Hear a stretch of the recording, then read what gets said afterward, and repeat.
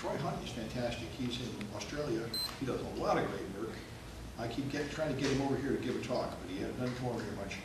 But anyway, so you see websites with this sign. You secured by VeriSign.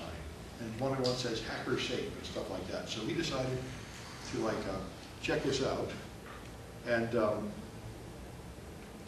here's this statement that says the logo gives a level of security. It proves. So he was because he did a blog post recently showing how you use HTTPS ineffectively, so it doesn't really be secure. For example, you have an HTTPS button on a mixed mode page that has HTTP content, and so people claim that customers recognize that Norton seal and they read the website is safer and they're more happy to shop at places that use that website. So he just went and browsed. Here's this guy that has mixed mode HTTP and HTTPS, and yet they're Norton secured.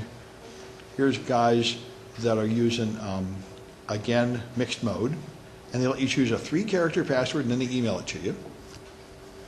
But they're still considered Norton secure. Here's Danceware with plenty of logos, no transport protection at all, HTTP login. And here's another one, rare file login, but again, multiple logos saying it's safe. Same thing on chemical containers, iMeds with a cross-site scripting vulnerability, but it's still Norton secure, and on you go. So whatever it is you do to get that thing, it's not much good. Here's another one. I saw this a lot, where if you put an invalid character in the URL, you see this crash. This is what Windows servers do if they're poorly configured. They dump out source code data as soon as anything's wrong. So it's kind of interesting. He talks about what you have to do to get these seals, and apparently not much of anything. So that's the thing to know. I know in general people laugh at these things, security professionals, and I guess they're right to laugh at them. That thing does not actually do much of a test. So Fed News Radio website was hacked and was handing out fake antivirus with, I think, a drive-by download. That's a watering hole attack against the U.S. government, because this site is very heavily aimed at U.S. government workers, like in the CIA and the NSA and such. And they often have exclusive news stories from them because they're very close to those agencies. So infecting that site is a good way to take over U.S. law enforcement officials in Washington. This one could happen to any of us. It's interesting. This guy apparently went to Indonesia, and this was his girlfriend, and when he broke up with her, she decided to post rotten things about him on the web, like he's a pedophile and stuff like that, and he's a teacher. It's pretty bad to have pedophile accusations when you're a teacher, and it's been going on for 2.5 years. He's had court injunctions against her in Indonesia, but nobody will honor them. The court has even demanded that search engines take his name out of the database, so when you search, you won't find all these things she posts. And Google has said they don't do that. They're not going to do that. They never take things out of the database, and they don't care how many Indonesian court orders you give them. They aren't going to do it. So there's nothing you can do, and it just follows you around.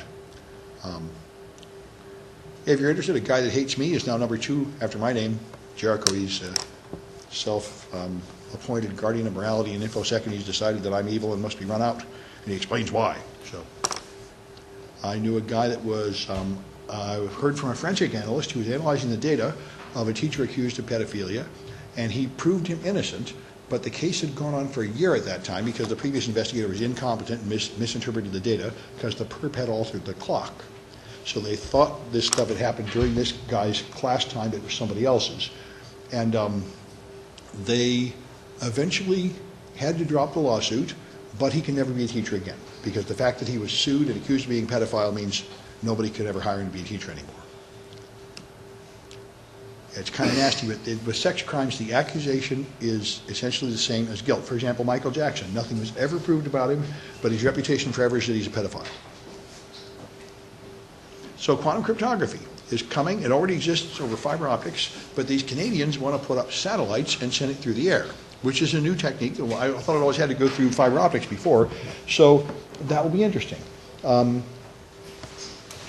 We'll see if they actually get it working. They have various plans to make this inexpensive, and then you can have wireless with quantum cryptography, which is another way to transmit the secret key. It's really, the correct term is quantum key distribution. You send the key with 1 photon for each bit, and the polarization of that photon encodes the bit, And if anybody in the middle receives the bit, you can detect that because they will interfere with the signal, because the measurement in the middle alters the effect, alters the quantum state of the photon. So if you do get the key there, and it gets there intact, then you know that nobody else got it. That's the plan. That's the fundamental feature of quantum cryptography. So it may become more common. Yeah.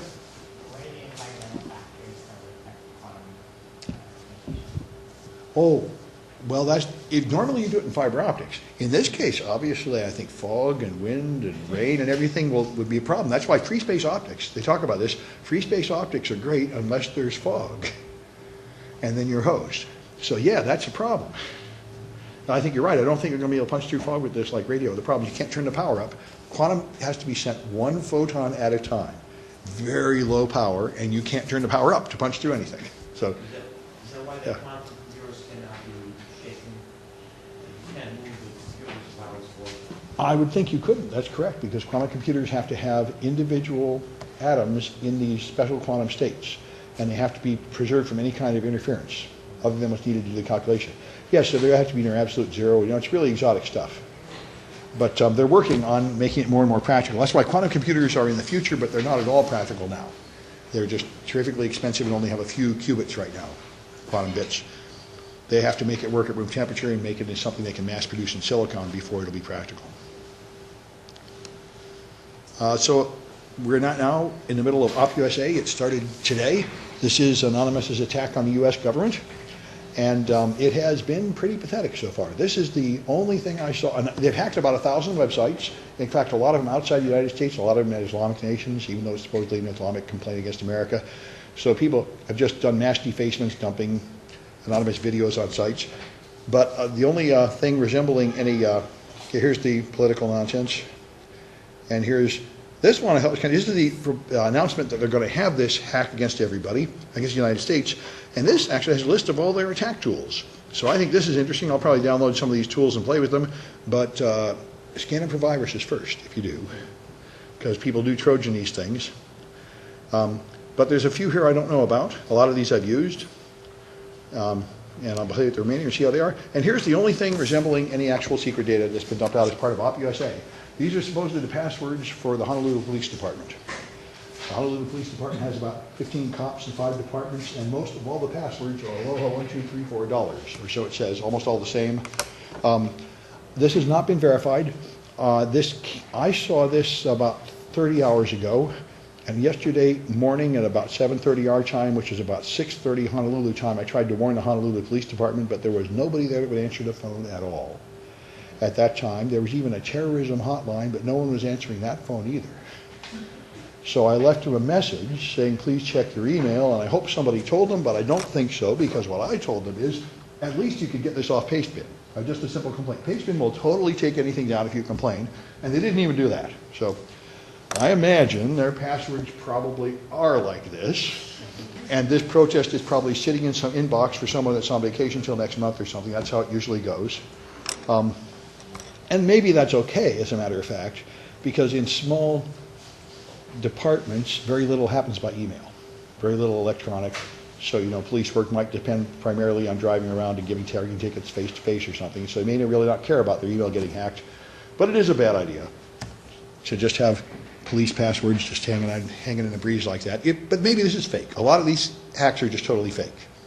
And I have not seen any statement from the Honolulu Police Department, you know, the correct response here, we're going to talk about instant response today. The correct response here is to find out if it's real. If it's real, fix it, and then issue a public statement saying what happened. If it's fake, you should issue a public statement saying it's fake, it's bogus, don't worry. Because right now, anybody that trusts the Honolulu cops is worried. What if you're a confidential informant? That's what Anonymous did 2 years ago to the Texas police. They hacked into the sheriff's website and they dumped out all the information from the confidential informants with their names and addresses so that the gang members that they had given police evidence about could find them to kill them. It's the kind of stuff Anonymous does. They're really nasty people. And they claim they're saving the world, but they're mostly just stealing money and getting innocent people hurt.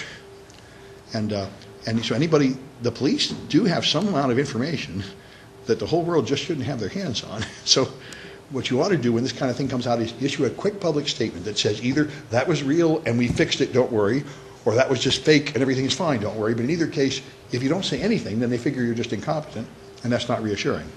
And that does seem to be the case. Anyway, which kind of is their point, of course. That's why they hack these guys. They think they're going to humiliate them and show that they're not really as trustworthy as they claim to be, and maybe they have made that point. Anyway, that's OpUSA still in effect, supposedly attacking all kinds of U.S.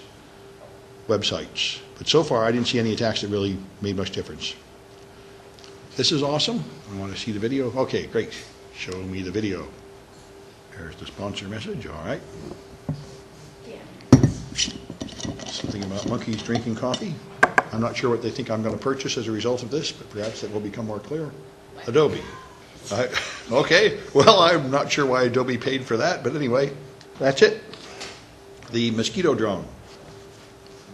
This is definitely a science fiction staple. This is the step. This is you have these little drones. First you have kind of drones like the Predator drone with a gun on it and a bomb on it they can go kill people with. And then they got various drones that can fly into sea, like dangerous places, like where their mine is going to collapse in buildings. And this is another one of these really small ones. So small you could put a little camera on this thing or something and sneak it in. It would hardly be noticed. Obviously imitating a mosquito. And, you know, this is definitely the wave of the future. When they get these things smaller and smaller, you get wonderful stuff. Like the science fiction staples, there's two of them. One is smart dust, where you just put dust in the wind and it has cameras and it can show you what's there and nobody can even see it. Another one is grow it so small they can go through your body and find every cancer cell and kill them one by one, just like your white blood cells do. All these things are possible and they're all in development. But the fact that they're possible is, you know, a couple decades away from actually making it cheap enough to manufacture in quantity and actually use for purposes. And here, this is their first prototype. Probably cost, you know, $1 million to get this going. But after they work it all out, then they'll manufacture them. And you can use them anytime you want to, like, send a camera someplace. Like if somebody kidnapped somebody and you want to know if they have more hostages or guns, you could sneak this thing in. And it could probably, like, buzz around the room without them noticing it. Yeah, right now it works with wire because they don't have a way to feed the power in. So they have to work that out, too. They have to give it, like, a radio receiver or somehow a tiny little battery or something. But the same thing's true of a Big Dog. Big Dog is their military thing. The first version has like power cables, and then they worry about batteries or something later. Huh. DARPA? This is all DARPA stuff, yeah. I think it is, yeah. This is DARPA. I mean, Big Dog is also DARPA. DARPA is the division of the Navy that funds most of this crazy science fiction-y stuff. And, you know, once they get it working, the military have it first, and then if it's a hit, they'll mass produce it, and it'll be a civilian version. So, and I guess I owe you folks a quiz. This is not the last quiz. There's another one a week from today, too. When do you use a hash with a secret key? What's that? HMAC. HMAC is the method that does that, used by financial institutions. All right. What system uses landman hashes? What's that? Yeah, Windows XP and earlier. Microsoft Windows passwords, unfortunately, are hashed with that ridiculous system. I don't know. I'll figure out what to do with that stuff. Yeah. All right. All right. Because Microsoft has a lot of products. They don't all use that. All right.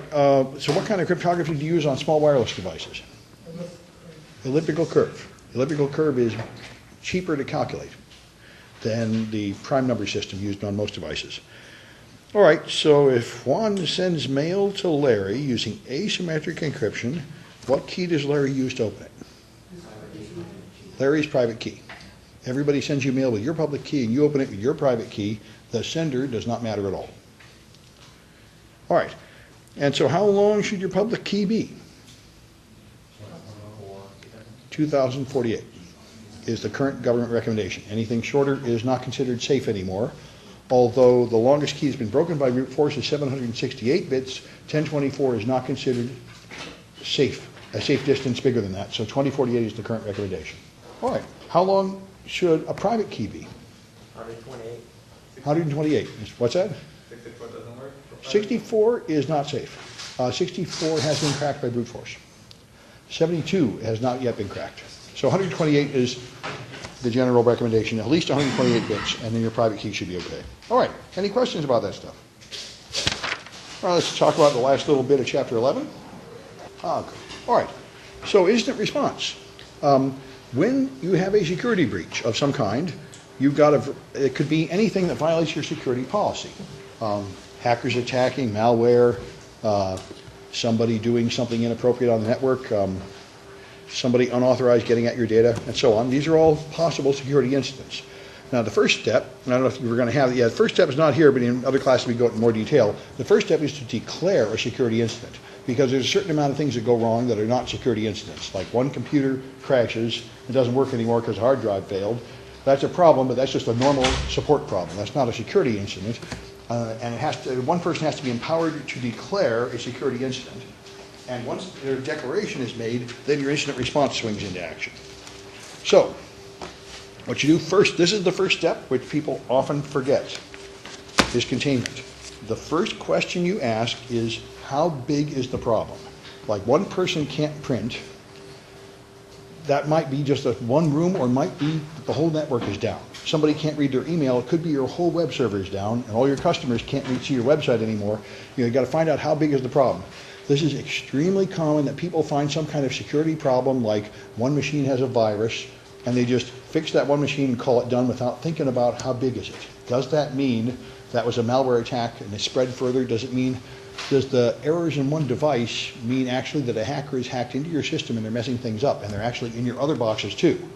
And this is how eventually hackers go in your network, they start crawling around doing stuff, and sooner or later something goes wrong and you notice it. But the first thing you notice is by no means the whole problem. So the first issue is to find out how big is the problem and to put out the fire so it stops getting burst.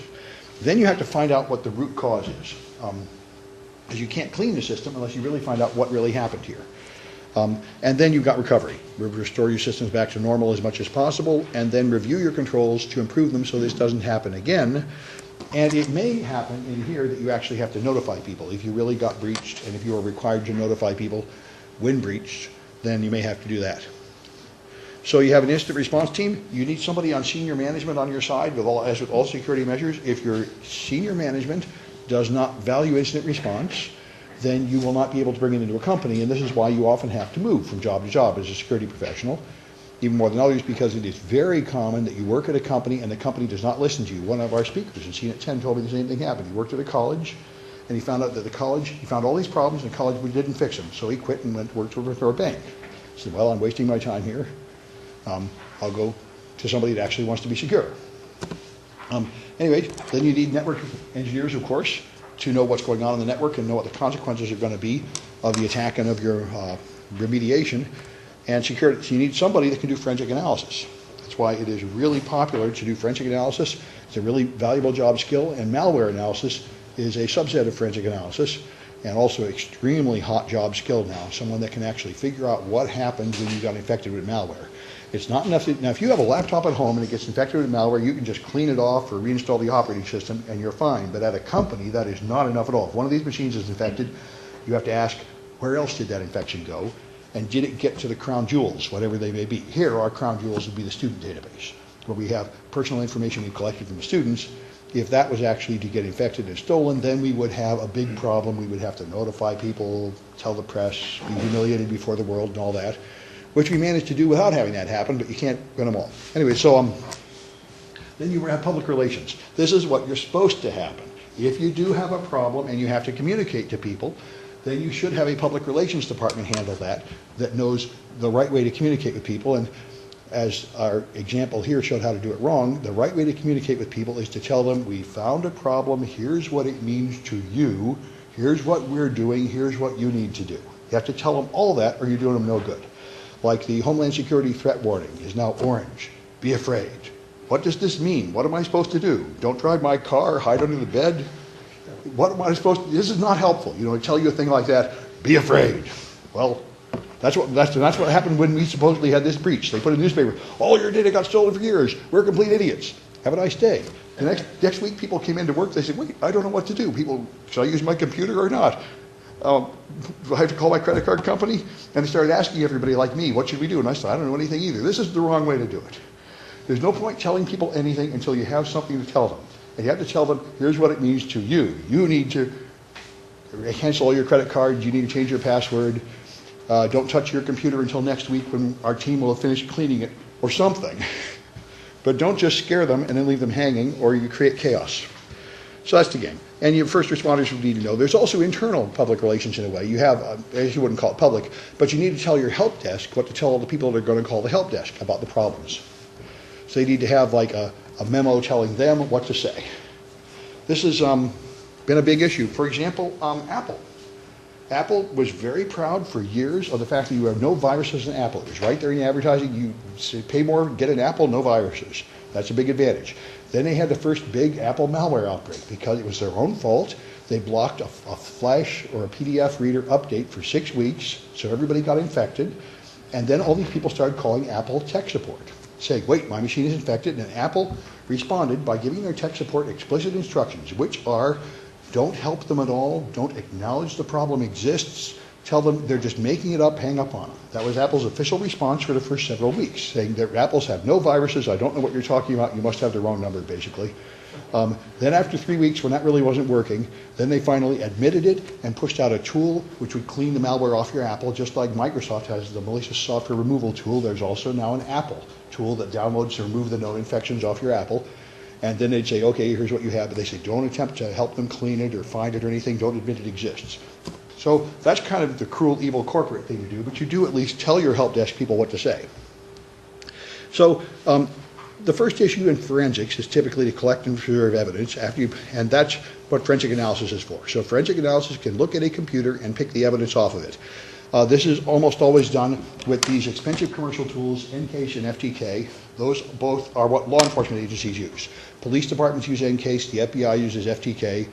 They both cost an enormous amount of money, like $20,000 to $100,000, and they're very luxurious. They run on Windows, they're point and click, they make beautiful looking reports, you know. They take care of you in great ways. You pretty much just plug in the device, it makes a copy of it, sorts all the evidence. They're fun to use. ProDiscover is the free alternative, much less fun to use, but a whole lot cheaper. And there's other ones, there's Linux-based ones also that people can use, and they're quite difficult to use and much less effective. But if you, as always, you can do this, you can duplicate the entire functionality of these expensive tools with open source, but you have to combine about 10 open source products and know a lot about how to use them.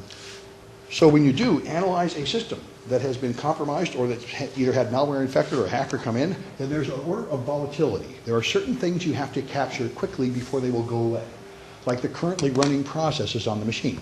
Especially in malware infection, if it's infected, there's probably an extra process running right now that is doing something bad, like stealing key presses or something, and you've got to look at the running processes. If you turn off the computer, that information will be gone. Same thing with network connections and application remnants, like little temporary files on the hard disk and such, might all vanish when you turn it off. Something stored on the hard disk is much longer. Something stored on the hard disk will last until you write over it. So you can power off the machine and that's fine.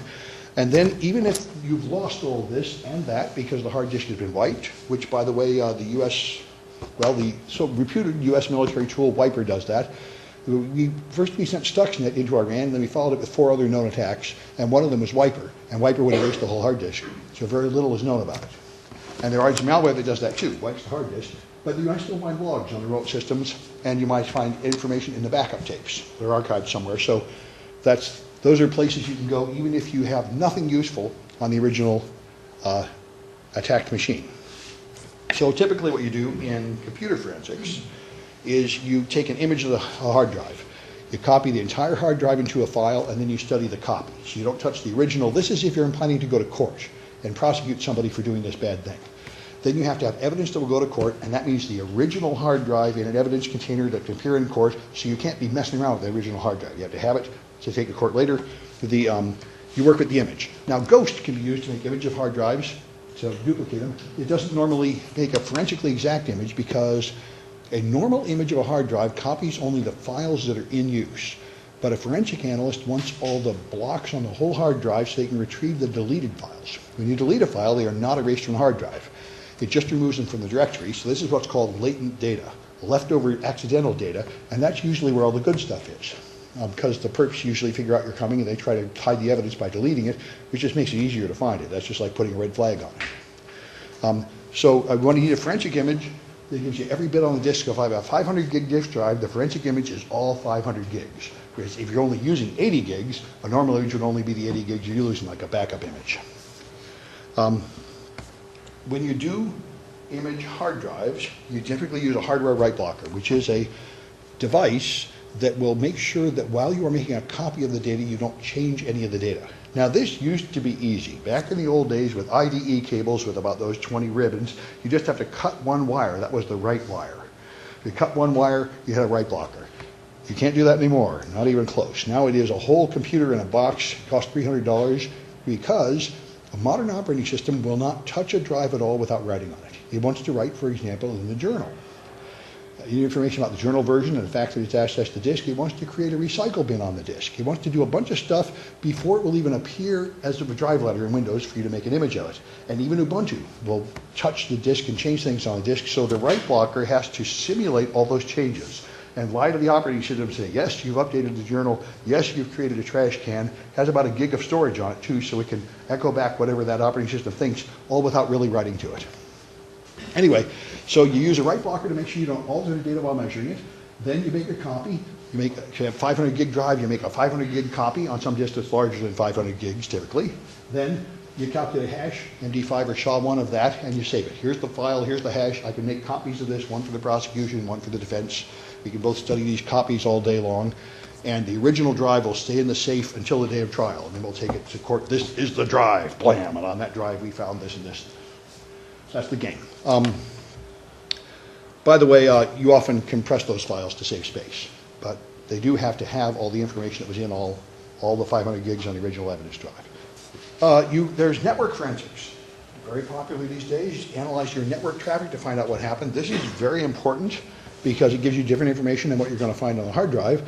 And for a hacking attack, where an intruder is sneaking into your network and hopping from machine to machine, the network traffic is especially important because that'll tell you what they did. In fact, one thing that is recommended by the crooks that created the virus scandal here, and this one was actually a good recommendation, is you should have a sniffer recording all your network traffic does not have an IP address. It just is copying all the traffic from a monitoring port on a switch. It has a MAC address, but it has no IP address. Therefore, it cannot be taken over remotely because there's no way to direct traffic to it. But it can copy all the packets and just record them. And this is wonderful if you have an intrusion, because then you have a log of all the packets that went through your network. So even if the attacker is erasing the hard drives and crashing the machines and removing the logs and destroying all the evidence, they can't destroy the network packets that were used to do that. And you can use that to find out what they did. It's extremely useful because otherwise, when you finally find your server's been hacked and your web page has been defaced, you don't know where else they've been, and it's very difficult to figure out from just whatever automatically generated logs are there. But if you had all the network traces, you could totally follow them. They came in here, they went there, they went there. Very nice. If you do have evidence and you want to bring it to court, you must maintain the chain of custody. You must have a fragile container. Paper bags are often used for this purpose because the idea is you staple them shut and you have to tear them to open them. You have to have, the important thing for chain of custody is there has to be this document, which is a list of human names and dates and times, saying, I am the human who grabbed this thing on the scene and I put it in the container and I drove the container and put it in the safe. And then the person in charge of the safe says it was now in my custody and I made sure nobody got it until this guy signed it out. There has to be an unbroken chain of a human saying I was in control of that, making sure nobody altered it. And from the time you seize it to court, and all those people have to be able to go to court and testify under oath that they really were making sure nobody messed with it, or that evidence will not hold up in court. If there's a period of time you can't account for, then the defense will say someone could have switched it with a different drive or altered it or something, and your evidence doesn't prove anything. So that's the game there. That's why you have to have a safe to lock your stuff up in at least a locked room, so you have some reasonable confidence that nobody is messing with the evidence in storage. Video surveillance is often quite common. Video records, if there are any, will help you find out who did what if it involved entering, say, a server room or something. A lot of people take webcams and just leave them available on the internet, either intentionally or unintentionally, so the whole world can get to them. There's some that are like deliberate here. They'll let you see this pet handling place. There's a weather cam in San Francisco, but there's also a bunch of people that just set up one monitoring their house and garage and business and got a public IP address with a default password, and anybody can just use it. And they don't even know that probably. There's many websites dedicated to these. I think I have one of them here. This one here is Opentopia, all the free live webcams. Didn't find much in San Francisco, but there's lots and lots of webcams here. A nail salon in Russia, and on it goes. So, it is very important, like I mentioned, to know what time it is. Time is usually necessary to put somebody in the seat. All your computer log tells you is what happened on that computer. You don't know who was sitting in the chair. Now, if you're lucky, they will do something like log into their Facebook or their email during the time of interest, and then you know who they are pretty much because they log into an account. You know who owns that account. But if that isn't making it clear, you really don't know who's sitting in the chair unless you have video surveillance to see them typing in there. So it's an issue. And many perps are able to modify the clock so it appears that that bad thing happened at a different time. So you have to watch and examine the log and look for evidence of time clock alteration. All right, you use screenshots as one possible way to capture information off a machine. This is not the general forensic procedure, but it's often what you have to do with cell phones. Cell phones are a real drag. Every crime scene has bunches of cell phones and MP3 players and iPads and all sorts of gadgets. And even if you pay like thousands of dollars for a cell phone forensic kit, it will only do 5,000 of the available 10,000 cell phones. It stinks. They're complicated. They all have different connectors. So frequently, you are unable to make a proper forensic image of the cell phone with the equipment you have. And when all else fails, you can just page through the cell phone and take photographs of every SMS message, every contact, every email. That's one way to get evidence off it. It's not incredibly thorough, but it will hold up in court as long as your examiner can testify in court, I really did that, this is really what was on that phone. It would be better to make an image of all the storage on the phone and have an MD5 hash and all that jazz, but that's often impractical. Anyway, the fundamental issue here, our entire court system is based upon a fiction, which is that the best evidence is human testimony. And if a human stands up and testifies what happened, the jury can tell if you're lying by sort of instinctive concept of whether people are lying to them. Now, all the con men in the world have proven conclusively that people cannot tell when you're lying. And basically the entire industry of politics shows this too, but the court system still bases on the fact that the jury of 12 people will tell if you're a liar or not. And the best testimony is eyewitness. It was kind of a fun video, one of the many demonstrations of what a bad idea this is the selective intention test, which I would play if I could figure out how. Let's see, what does this do? That does it, good, okay. So what you're supposed to do is take a look at this thing. You haven't seen it, it's fun. You're going to count how many times the player's wearing white passed the basketball.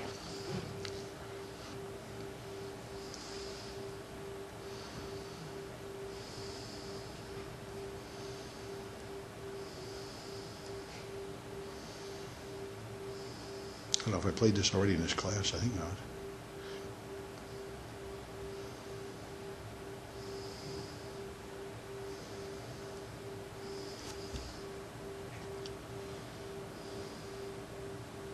All right, so what number did you get? I got 50. All right. I got, yeah. All right, now, how many people saw the gorilla? About half of you, about a third of you, maybe because there was a gorilla that walked through the middle of this. But you don't notice it when you're counting the basketball passes. And this is just the beginning of many. This is necessary because your senses operate in parallel, but your reason operates in series. Your eyes are processing the entire visual field, and your ears are hearing all the sounds, so you are flooded with a ton of data. You would be a helpless infant if you tried to process all that data. So instead you have a part of your brain, the amygdala, which is designed to throw away 99.9% of that and focus on whatever you're paying attention to. Because if the whole world is just filled with noise and color and sound, and there's a rock coming at my head, I really only want to know about that. All the rest of it can wait. And you do have a very powerful system that will notice things of importance and focus your attention on them really fast. And it does that by turning off everything that's boring. Everything that's not important right now is just filtered out and you don't see it. And so when they ask you later, what kind of coat was that person wearing, and were they black or white, and were they tall or skinny, people just reconstruct that out of evidence. They'll tell you complete garbage. So it is. There are many, many tests that show this. When you ask people to like describe somebody with 10 facts and have them do something scary in front of people, and ask, like in courtroom classes, they do this. They'll have people come in like actors. All these students will come in from another class and do something, then they'll leave, and they'll get students to describe them. And it's amazing how wrong they are. They think he has a hat when he has no hat at all. They think he's blonde when he has black hair. It's pretty scary because people really go to prison based on that kind of evidence. But that's the way it is. All right. Anyway, you do end up spending a lot of time on forensic investigation. Many companies now have internal forensic investigators. In fact, every time I talk to these guys like FTK and Encase to try to get demo versions of their software for my class, they all want to sell it to the college so we can do it for our internal investigations, which we don't have. But most companies of any size now do have internal forensic investigators because bad stuff is happening all the time on your own company, and you have to find out what's going on. You have to have your own internal audit, internal affairs division, catching your own employees stealing the money, hacking the computers, and all that jazz, because it's definitely happening. By the time you have 20 or 30 employees, somebody started stealing stuff. And the only thing is either you know about it or you don't know about it. But you can pretty much discard the possibility that it isn't happening. Anyway, so let's do some of these eye clickers. All right. So you're a security officer. You show up at work and the door has been broken open. Now what do you do? All right. The first issue is containment. You search the building. Most people got it here. The question is, how bad is it? Are they still in there doing more bad stuff? Another good answer would be call the cops to go in there because you're not really ready to face physical violence, depending on what kind of security officer you are. But certainly don't let your employees in there until at least you make sure that the bad guys have gone. So which of these issues is most likely to lead to blaming an innocent person? All right, and time offset is the worst. I don't think you want to, witnesses are kind of random. But the main thing that's likely to totally accuse the wrong person is time offset. That's why perps do it. That's why this teacher I know was ruined for life. I mean, they move it so it's 6 hours later when you're totally not there. And that will clearly point to the wrong person. I mean, I agree. But won't the log show that the time has changed? They will, unless you erase them, but people often don't look at it. And it used to be worse in fat disks. NTFS disks store times in GMT, but still you can alter them. So it is an issue. Anyway. All right. Which of these is not a security incident? All right. Now, in general, all these are security incidents, but a hard disk failure is not. That's just a normal maintenance issue. You probably have a RAID or something. But anyway, that doesn't imply that any security policy has been violated. All the rest of these imply that some security policy has been broken and you now have to investigate to find out how bad the problem is. All right. What on here this list prevents evidence drives from being altered during forensic examination? All right, and that's the write blocker. That's what it's for. By the way, I recently discovered they do not use write blockers when taking evidence from phones. I don't know why, but they really don't. They certainly do in hard drives. Anyway, all right. Which of these prevents evidence from being altered while in storage? All right, and that is the chain of custody. That is your evidence that the drive was in some trusted person's care. By the way, one thing to mention here is that most companies just have a policy that they will never go to court. So they don't have to bother with all this nonsense. All they want to do is figure out who did it, and then they can fire them or something. If it's your own employees, you don't really need to take them to court and throw them in prison usually, and often you just don't bother to have all these fancy rules. You just want enough evidence to decide to fire them or make them pay you back the money or something. All right, so let's try some of these. All right, the only one technical there is the firewall. These others are all administrative. But C is the technical one, a firewall rule. Looks like I can fit 3 on the screen. An organization requires administrators to have 2 accounts. What will this prevent? All right, escalation of privileges is what you're going to prevent there. So if a person is browsing the web with a high privilege account, you can use cross-site scripting and other techniques to use that high privilege, but that's the reason you have 2 accounts. All right, so this one I thought was pretty sneaky. Number 4, an attacker is using an account from an employee that left 3 years ago. Which procedure will prevent this? All right, the best answer is account expiration. Everyone got it. Wow, I guess I'm the only one dumb enough. I thought password expiration might be the answer, but you people all saw through that. Because probably when passwords expire, they don't lock you out. Just next time you try, it says your password's expired. Which one of these will reduce data leakage?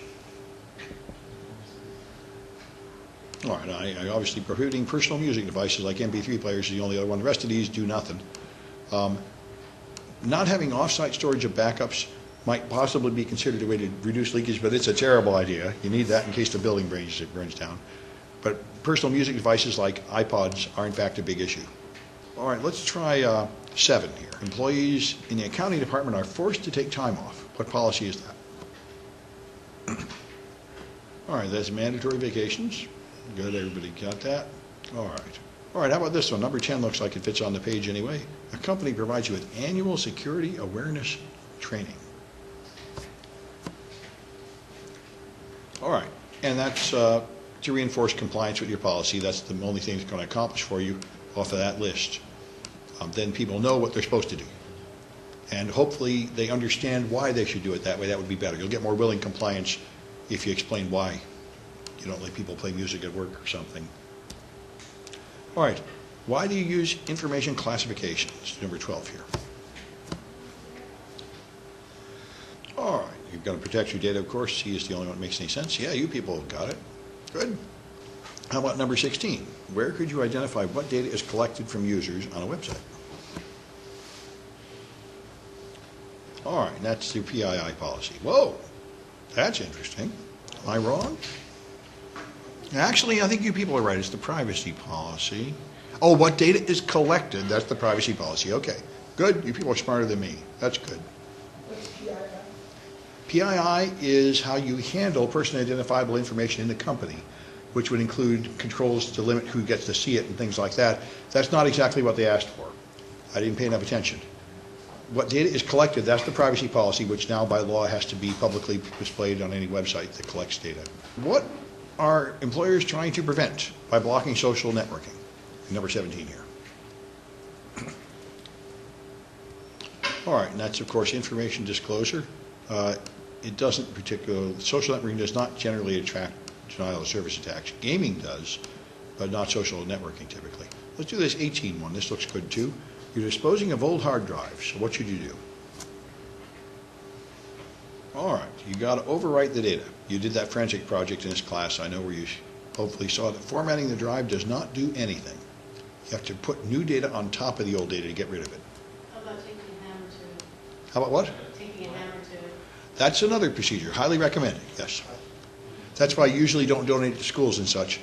The only thing you can safely sell is an iPhone, if it's a 4S or later. iPhones actually really remove all the data efficiently because they encrypt it from the start, and when you return it to set it back to factory settings, it erases the key. And people have tested this by buying used iPhones and running them through forensic tools, and there's no useful data left on them. So that's pretty cool. Almost nothing else does that. So that's right, 19. An administrator discovered an active attack on a database server containing PII. So now what? All right, now the first thing, in my opinion, you should do is find out how big the problem is, but that's not one of our choices here. But the first thing you have to do first here is get an image of the memory, because the memory is going to fade away quickly. Are you sure? I mean, Disconnecting it from the network is wrong because it changes to what's in the memory. You lose your network connections. Well, you're trying to find out what happened. See, this is actually an important issue. Now, some people would say, turn it off and disconnect it to stop further harm. And that is one... Depends on policy. Company policy will state what to do with that thing. In the Army, they'll tell you to immediately drop out because they don't want any further harm to come. But a company might say, you know what, we want to know where it's coming Yeah. from. Get an image Yeah, of the that's- memory, get an image of the network, figure out where it's coming from, run it. Yes, exactly. And that's certainly the case in modern... See, normally, by the time you discover it, the damage is already long done. They stole that, it's been infected for a week, and what data is going to leave is already gone. What you want to do is not tamper with the situation until you've made an image of RAM, which doesn't take long anyway. And if you pull out the cable, you are going to alter the image in RAM. You're going to lose network connections. And those are often the most valuable thing. It might have a connection to the command and control server now, or to someone taking data. So what's the recommended procedure is to first image the memory before you change anything, like changing network connections. Then image the hard drive, then turn it all off. And there is no issue here of chain of custody. You're working on company property, nothing's left the building. That's not until later. Anyway, that's a useful thing to know. This containment says disconnect the server from the network. Well, that's not containment, though. See, containment is first you have to decide how big the problem is. That's what I'm seeing. Did you get other servers too? That would be my first issue. So what you probably, however, that wasn't on this list. So I mean, this administrator is not thinking that big, although it probably should be. Oh, well, let's see. Let's see what this guy says. Maybe you can talk me into it. Let's see. Oh. Well, that's rude. Well, you're going to disagree with me. Let me think about it. Or he thinks disconnecting the server is containment. That's private information on it. Yeah, you don't want it to have. Imaging the memory merely All right. lets you find out how the attack happened, but you want. All right, well, don't let me get away with anything. I'm not going to grade that one. I don't agree, but I'm not going to grade it. That's fine. Good. Well, the main thing these questions do is raise up the discussion. So, all right, I disagree. But another thing, whenever you write questions like this, there's often there are arguments on both sides.